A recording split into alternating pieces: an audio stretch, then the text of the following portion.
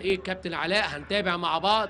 الحلواني يلعب على الايمن القريب، اوه جول بنيران صديقه، اوه صديقه، وكم من نيران صديقه بيجي منها هدف. ادي اللعبه وادي الهدف، فعلا الخطا موجود.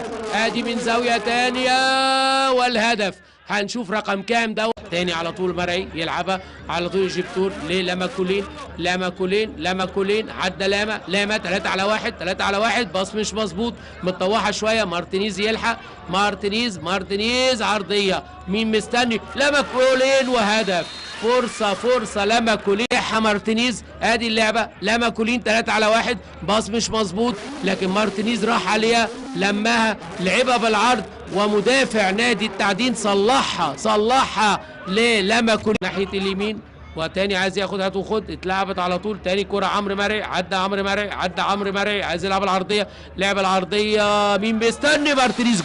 مارتينيز جول. ماريو مارتينيز عرضيه جميله. بصوا اللعبه، مرعي عدى، ادي الهدف.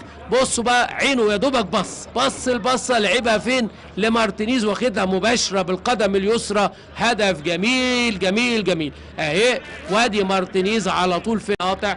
عبد الله جمعه استلم، ادي عبد الله جمعه بيلعب واحده طويله حلوه، لاماكولين اتضرب بيها خط ظهر التعدين. لاماكولين بسرعته، كولين والهدف الرابع. والهدف الرابع. لاماكولين، بقول الخط الظهر بيتضرب بسرعه. 4 انبي لا شيء التعديل، اتضرب خط الظهر اهي. كره عبد الله جمعه، لاماكولين راح اسلام صيام متاخر، طلع عليه مصطفى عبد الستار، حطها له في الزاويه اليسرى. خلص 3 نقاط سمان في بدايه الدوري. ادي لاماكولين، مرور وهدف رابع لنادي